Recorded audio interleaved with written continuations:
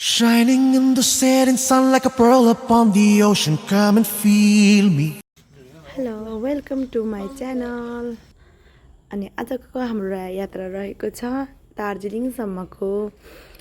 अनि अहिले चाहिँ हामीहरू दार्जिलिङको लागि हामीहरू बसको वेट गर्दैछौँ। अनि अहिले चाहिँ बस आउँदैछ अनि हामी वेट गरिरहेछौँ। पानी एकदम बिहान हामी हिँडेपछि पानी परेर अनि अलिकति ढिलो भएको छ। हामी यतिखेर ठ्याक्कै 4:30मा हिँड्यौँ अनि तर 5:30 जतिमा बस आयो। अनि अहिले चाहिँ हामी बसमा बस्यौँ। अनि यहाँ चाहिँ सिमसिम पानी पर्दैछ। हामीहरू चाहिँ यता इलामतिर लागिसक्यौँ। इलाम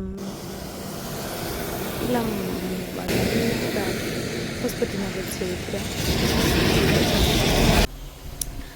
अनि अहिले चाहिँ यो रहेको छ कन्यामदेखि अलिकति मासतिर गएपछिको ठाउँ हो सायद। म निदाएको थिएँ त्यही भएर मैले भिडियो मात्रै लिएँ, एक्ज्याक्ट ठाउँ थाहा भएन यहाँ यो कहाँ हो भनेर।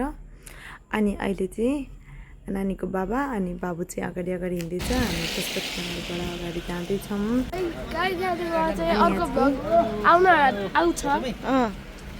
अनि यो चाहिँ रहेछ नेपाल र इन्डियाको सिमाना है नानी। हामी उता चाहिँ अब हाम्रो दार्जिलिङको हुनेछ है त। ओके, अब हामी नेक्स्ट ब्लगमा भेट्नेछौँ। Bye by.